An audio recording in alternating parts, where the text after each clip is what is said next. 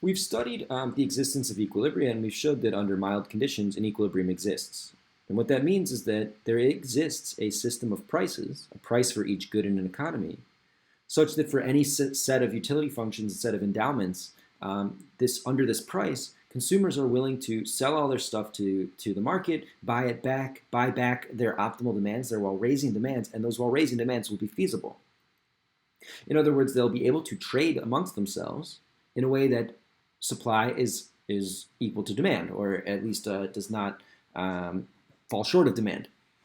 And we're now going to ask for the rest of the class, what are the welfare properties of this equilibria? In other words, do these equilibria help consumers? Do they hurt consumers? And is there a different, better system of trade? Perhaps the state takes everyone's endowments. You have some totalitarian or authoritarian state takes everybody's endowments and then distributes them according to whatever they want to do to maximize welfare.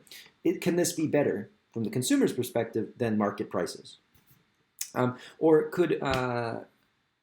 Or maybe they vote on things, right? You put everything in the pile, and then you vote on different allocations, and whichever one gets the most votes, we distribute the goods according to that. And so this is we're asking, does trade make people better off, and is there a system even better than trading according to prices? Is there a system better than trading according to prices, i.e., the equilibrium? So the first question is very easy. Remember that an economy is a set of utility functions and endowments. Each consumer, I, is a utility function. How much does I like different bundles of goods? And a endowment, how many of the goods, what bundle does she begin with in the beginning of time? So that's the definition of an economy. An equilibrium in this economy is a price vector, a price for each of the k goods, and an endowment in an allocation, x star, for each of the consumers, such that, one, x star is feasible, the amount demanded does not exceed the amount supplied. In other words, x star is less than the omegas. The omegas, right? The x's are less than the omegas when you sum across them. And the x stars are the while-raising demands of the consumers when they when they sell all of their stuff at the market prices. Their income is the resulting income from that sale, and then they demand back goods at market prices according to their consumer problem, the while-raising demand that we studied in the beginning of class. Well, this theorem says if we have an economy and we have an equilibrium of that economy, then for each consumer, they are better off than had they just eaten their endowment, weakly better off than had they just eaten their endowment. That is, the utility of x star exceeds the utility of omega I. X star I is better than omega I. Again, that's a weak inequality. The reason for this is very straightforward. I sell all my goods at the price P. I could buy that endowment back at price P. Right? If I sell my stuff and I get $10, I could spend that $10 buying exactly the same stuff. It's as if I did nothing, in which case one of the feasible things that I could do is to do nothing. Engaging with the economy includes not engaging with the economy, which means that if I do trade, I trade under my own will, and that means that I'm doing better. Right? So there's an extremely important thing here, which is to say that no consumer can get hurt by trading. And what we mean by get hurt is do worse than had this economy not existed.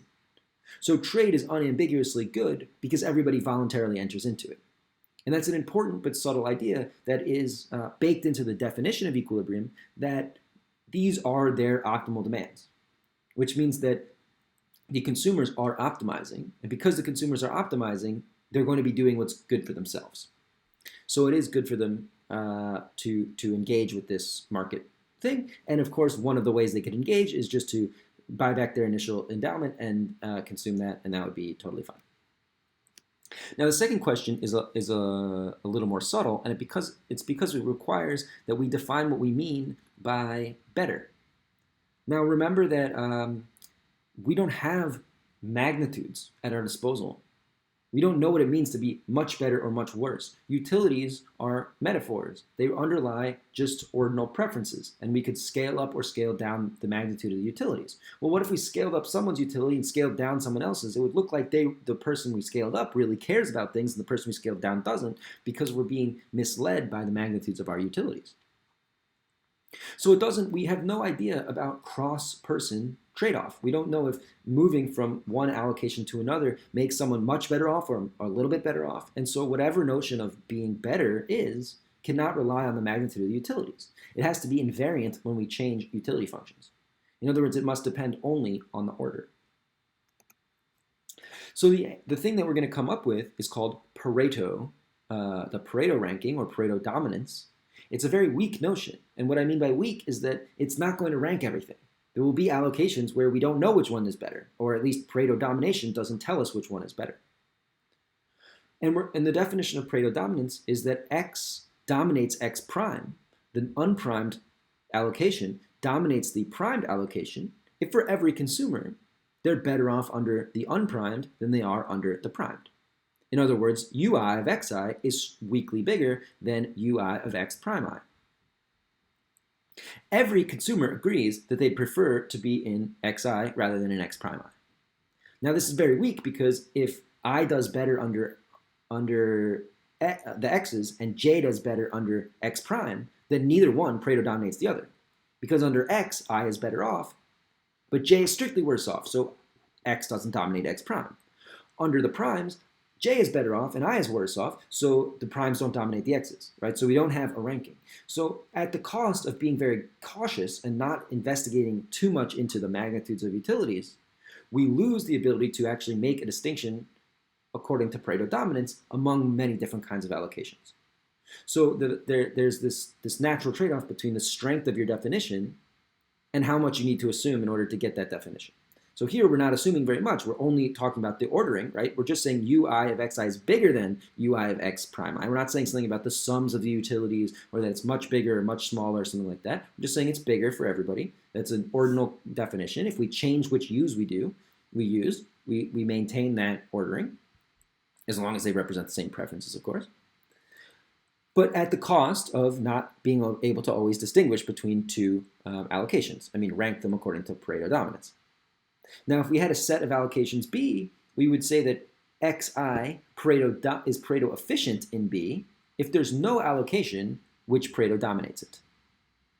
In other words, if xi is, if the, xi for each I, right, the vector of xi's is Pareto efficient in B if there's no way we could move to something that Pareto dominates it in B, right? In the set B, in the possible set of feasible allocations. So in other words, Pareto dominance says that there's a way to make everybody better off, right? I've made everyone better off and I haven't hurt anyone. Pareto efficiency says we make someone better off, but in order to make anyone better off, we have to hurt someone else. I guess I missed a line here. Pareto dominance requires that it's strict for some I, right? So for one consumer strictly prefers xi to x prime I. Otherwise, they're giving you the same utility, and then they're equivalent, right? Then they do exactly the same for the people. So in order to Pareto dominate, it says that it's strictly preferred by some I, by some consumer. Now, if xi is Pareto dominant, is Pareto efficient, it means that in order to make someone better off, it must be hurting someone else. Now, why is that? Because if we could make someone better off, but everyone else was not made worse off, then that new point would Pareto dominate our old point, right? So if we started at xi and we said, well, there's a way to move to x prime, and x prime is better, strictly better for I, and it's not worse off for any other I, j not equal to I, then that would say that x prime Pareto dominates xi. But x prime I can't Pareto dominate x prime I because xi was Pareto efficient in B. So that says that you cannot make everyone better off without making someone else worse off. That's the definition of Pareto efficiency. It says within the collection of possible feasible allocations B, xi is Pareto efficient if there is no way to make any consumer better off without hurting some other consumer. It's a very weak notion. It's a very weak notion in that there's many collections of allocations and we don't know what's efficient, or there might be many efficient points. It doesn't uniquely select something, and it doesn't, because there are things that, it doesn't, there might be many Pareto efficient points, right? In other words, this doesn't really help us narrow down the set of choices we'd want to make all the time, right? On top of that, we might have other other criteria. So for example, so you have two consumers and one good, right? And they have strictly monotone preferences. Then any allocation dominates any other allocation. Any allocation is Pareto efficient because no allocation dominates any other allocation. And to see this, notice that I give some goods to the first consumer. In order to make the other consumer better off, I have to take some goods away from them, right? So I make some split. Alpha goes to good one, to consumer one. 1 minus alpha goes to consumer 2. Then any amount that I end up, if I want to make consumer 1 better, I have to have more than alpha, which means I have to take some away from consumer 2, and that has to make him worse off because of the strict monotonicity. So under strictly monotone utility with one unit of a good, this is a completely vacuous, empty notion. Everything is Pareto efficient. So it hasn't helped us with selection at all. So if we're trying to use Pareto efficiency to say this is the best allocation for sure, that's not going to work because it's a very weak notion. It just says if something's not Pareto efficient, it's terrible, right? It's definitely bad. We're being inefficient. We're wasting resources. We could have made everyone better off, made someone strictly better off. In addition, Pareto efficiency says nothing about justice or equity. So it's important to keep in mind that this is because this is such a weak notion, being Pareto efficient doesn't mean that this is a good allocation. So if we give all the resources to a single agent, that's probably Pareto efficient if we have strict monotonicity, because in order to make other people better off, we have to take stuff away from this guy, this extremely wealthy single individual. But that individual doesn't want to give things away because he has strictly monotone preferences. Right? So we've given all the stuff to Scrooge McDuck, and Scrooge McDuck keeps it all, and that's Pareto efficient. That's not a good, from a normative or a philosophical or equitable perspective, that's not a very good position to be in. So in general, there may be many Pareto efficient of points, some of which are extremely undesirable from a social standpoint. So we should not equate Pareto efficiency with social desirability, and we should acknowledge that Pareto efficiency often has very, very many points. There's many, many of them, and so some of them are just terrible, and we need to do more investigation to figure out what the actually, normatively good points are. That being said, if an allocation is not Pareto efficient, it should not be socially desirable. We should strive to have Pareto efficiency at a minimum, because otherwise we can make everybody better off with the same resources, right? We could just redistribute them slightly, and everyone would be better off, and someone would be strictly better off. Why would you not want to do that, right? So Pareto efficiency is sort of the minimum bar for social desirability. On top of that, we want to think about how are things distributed in a way that's equitable, and that requires actually making a trade-off between people's utilities, and that's a whole other branch of economics, which it's almost gets into philosophy. And we don't have time for that. We're at the last week. We don't have time for that.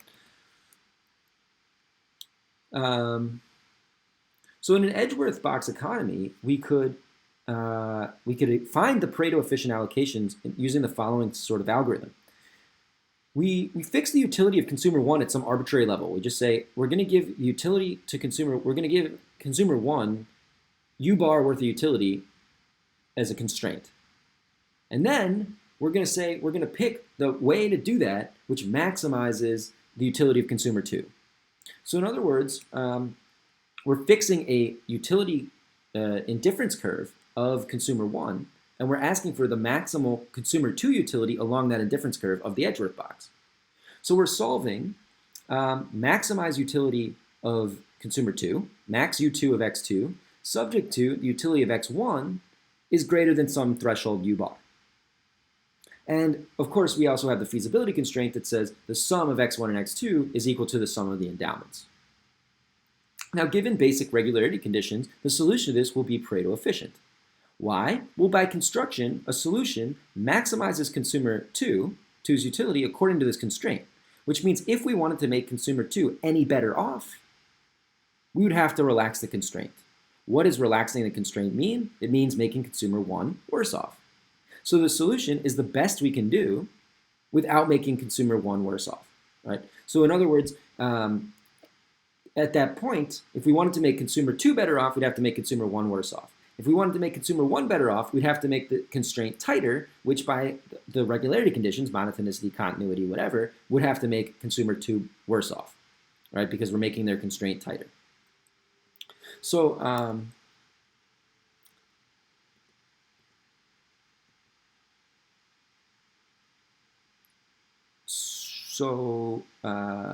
if we take a look at this, this graph, imagine fixing yourself along one of the blue dotted indifference curves. And then you're asking for what is the maximum green indifference curve, which is tangent to that, which intersects with that, right? And it's going to be the point at which they're tangent. And so we're finding the point where the two indifference curves become tangent to each other. You could see that if you wrote out the first order conditions here. If you took the derivative of u2 and then you'd have the derivative of u1, you would have something which says that the marginal utilities are the marginal utilities of u2 and u1 are proportional to each other. In other words, we have a tangency between the directions of the indifference curves. So, so two things should stand out. I think you probably have to do a little bit of self-investigation to see this first one, but if you actually write down the, pick an actual utility function and put in the maximization, you'll see that the first order conditions do indeed have a tangency between the two consumers' indifference curves, and also that this creates a Pareto efficient point for an arbitrary utility for consumer 1. We picked u bar just kind of randomly, right? So we could have picked a different u bar and found a different Pareto efficient point. So if we come back to this graph, we see that along the dotted black line, that the diagonal snaky thing, those are the u bars we pick. And they delineate particular values of utility for consumer 1, which are the blue dotted lines. For each one of those, there's a Pareto efficient allocation, which is the best that consumer 2 can do on that indifference curve. And this dotted line is the thing that picks out the point of tangency for each indifference curve of consumer 1. Right? So the u bar says we fix an indifference curve. Different levels of u bar will be different indifference curves. And now as we move along it, we find different points of tangency, looking at it from the other direction according to u2. And those are what's called the contract curve. It's the point at which these people are at their Pareto efficient allocation.